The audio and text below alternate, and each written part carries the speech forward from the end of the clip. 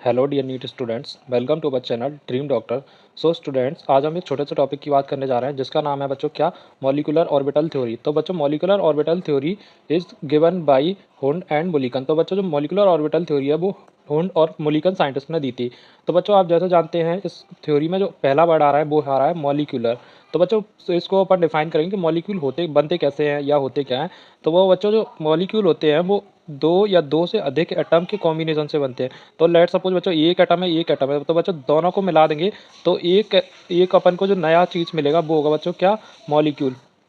तो बच्चों जो दो एटम का कॉम्बिनेशन होता है वो होता है मॉलिक्यूल। तो आप सभी बच्चों जानते हैं कि एटम के चारों तरफ ऑर्बिटल्स होते हैं जिसमें क्या होता है इलेक्ट्रॉन रिवॉल्व कर रहे होते हैं। तो वैसे ही बच्चों मॉलिक्यूल्स के चारों तरफ भी कुछ नए ऑर्बिट्स होंगे जिसको अपन कहते हैं मॉलिक्यूलर ऑर्बिटल, और उसमें भी इलेक्ट्रॉन मूव कर रहे होंगे। तो इसके अकॉर्डिंग बच्चों जो अपनी नेक्स्ट लाइन लिखी हुई है वो है इन मॉलिक्यूल्स क्या बच्चों in molecules electrons are present in new orbitals called molecular orbital. तो बच्चों जो मॉलिक्यूलर के चारों तरफ ऑर्बिट्स होंगी उसको अपन कहेंगे मॉलिक्यूलर ऑर्बिट्स, उसमें भी इलेक्ट्रॉन रिवॉल्व कर रहे होंगे। तो बच्चों अपन जानते हैं कुछ इंपॉर्टेंट पोस्टुलेट्स ऑफ एमओटी मतलब मॉलिक्यूलर ऑर्बिटल थ्योरी, जिसमें है just like electron of atoms are present in atomic orbital. तो बच्चों जैसे एटॉमिक ऑर्बिटल्स में इलेक्ट्रॉन रिवॉल्व करते हैं वैसे ही electrons of molecule are present in molecular orbital. तो बच्चों वैसे ही मॉलिक्यूल में जो इलेक्ट्रॉन होते हैं वो मॉलिक्यूलर ऑर्बिट्स में रिवॉल्व कर रहे होते हैं। वहीं बच्चों इसमें जो दूसरा पॉइंट है वो है molecular orbitals are found by the combination of atomic orbitals of equal energies. तो बच्चों अपन किसी भी एटम को कंबाइन नहीं कर सकते बच्चों, जिनकी एनर्जीज अप्रॉक्सीमेटली सेम होंगी उन्हीं को कंबाइन करके अपन मॉलिक्यूल बना सकते हैं। जैसे मैंने यहाँ पर ये दो एटम को कंबाइन करके एक मॉलिक्यूल बनाया है।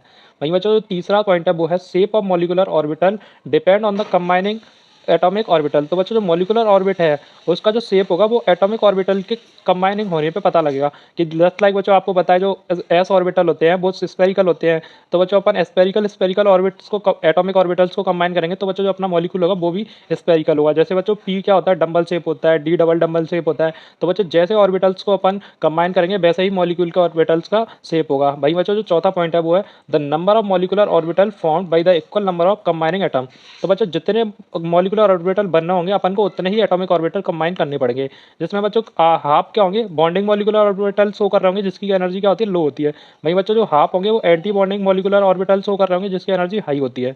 भाई बच्चों इसका जो लास्ट पॉइंट है वो है filling of electron in molecular orbits. तो बच्चों जो ऑर्बिट्स में इलेक्ट्रॉन फिल कर रहे होते हैं उसके लिए अपन को बच्चों अफवाउ प्रिंसिपल, पॉलिस एक्सक्लूजन प्रिंसिपल और हुंस रूल फॉलो करना होता है। तो भाई बच्चों कुछ कंडीशन होती है मॉलिक्यूलर ऑर्बिटल बनाने के लिए, तो वो होती है combining of atomic orbital should have equal energies. तो बच्चों जो एटॉमिक ऑर्बिटल होते हैं जिसको कंबाइन करके अपन मॉलिक्यूलर ऑर्बिट बनाते हैं उसकी क्या होना चाहिए एनर्जी इक्वल होना चाहिए। And second point is combining of atomic orbital must have proper orientation. तो जो बच्चों एटॉमिक ऑर्बिटल्स होंगे जिसको अपन कंबाइन करने जा रहे हैं उनका जो ओरिएंटेशन होता है वो भी प्रॉपर होना चाहिए।